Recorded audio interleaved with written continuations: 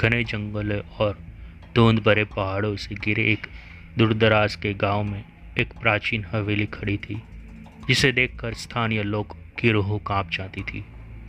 इस हवेली को खूनी हवेली, बुताहा हवेली के नाम से जाना जाता था। इसे दशकों से छोड़े दिए गया था और रहस्य की एक भयावह आभा ने इसे घेर लिया था, जो किसी भी भीड़ इसके करीब जाने को रोक रहा था। खूनी हवेली के किस्से ग्रामीण के बीच दबे हुए स्वर में कानाफूसी कर रहे थे। उन्होंने एक ऐसे परिवार के बारे में बात की थी जो कभी वहां रहता था, मल्होत्रा, जिनके बारे में कहा जाता था कि वे क्रूर और निर्दयी थे।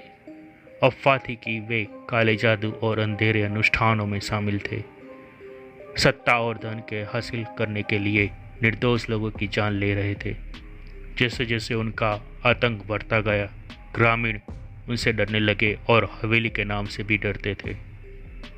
ग्रामीण में विक्रम नाम का एक युवक था, जो अपनी बहादुरी और जिज्ञासा के लिए जाना जाता था।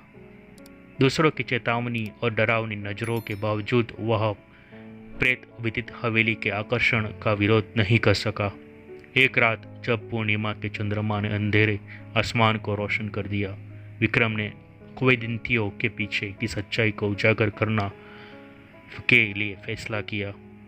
लालटेन और भरी मन से विक्रम सावधानी से खूनी हवेली के पास पहुंचे। हवा जर्जर दीवारों के बीच से गुजरती हुई प्रतीत हो रही थी और ऊंची लताएं प्राचीन रहस्य को फुसफुसा रही थी। दरवाजों की चरमराहट अतीत की भयावह चीखों की तरह गूंज रही थी। निडर होकर विक्रम आगे बढ़े। आगे जो भी होगा उसका सामना करने के लिए दृढ़ संकल्पित थे। जैसे ही उनके हवेली के खाली पड़े हॉल के अंदर कदम रखा, उसे हवा में भारी बना महसूस हुआ। दीवारें हवेली के काले इतिहास की याद से समेटे हुए लग रही थी। अजीब प्रतीक दीवारों पर सजे हुए थे और फर्श उसके वजन के नीचे चरमरा रहा था। उसका दिल उसकी छाती में धड़क रहा था, लेकिन वह एक अदृश्य शक्ति के मार्गदर्शन में आगे बढ़ता रहा। हवेली के भीतर विक्रम की नजर एक छिपे हुए कक्ष पर पड़ी। इसके केंद्र में सूखे खून के धब्बों से ढकी एक भयानक वेदी खड़ी थी।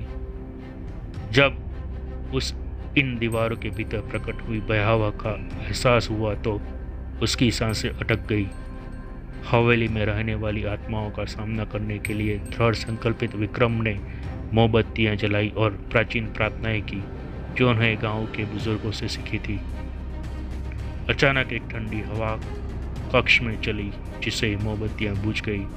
कमरे में अंधेरा होने से विक्रम में घबराहट फैल गई। उसके कान फुसफुसाहट से गूंज उठे और उसके सामने भूतिया दृश्य प्रकट हो गए। उनकी आंखों एक अलौकिक रोशनी से चमक उठी और उनके करहाने से उसकी रीढ़ में सिरहन दौड़ गई। डर से लड़ते हुए विक्रम ने साहस और करुणा के साथ आत्माओं का सामना किया। उन्होंने उनसे शांति पाने और उनके पीड़ा भरे अस्तित्व को दूर करने का अनुरोध किया। जैसे ही वह बोला, उसने महसूस किया कि उनकी पीड़ा और दुख धीरे धीरे कम हो रहे हैं। ऐसा लगा रहा था कि आत्माएं उसके शब्दों का जवाब दे रही थी। उनके रूप कम अलौकिक और अधिक शांत हो गए थे। स्पष्टता के एक अचानक क्षण में विक्रम को एहसास हुआ कि आत्माएं देवपूर्ण नहीं थी, बल्कि फंसी हुई आत्माएं थी जो रिहाई के लिए तरस रही थी। वे मल्होत्रा परिवार के अत्याचारों के शिकार थे। उनके खिलाफ इस्तेमाल किए गए काले जादू के कारण वे हमेशा के लिए हवेली से बंध गए थे। दृढ़ संकल्प और सहानुभूति के साथ विक्रम ने कई रातों तक अपनी प्रार्थनाएं जारी रखी। धीरे धीरे हवेली की आभा बदलने लगी और गांव के बुजुर्गों ने खूनी हवेली के आसपास की ऊर्जा में बदलाव देखा।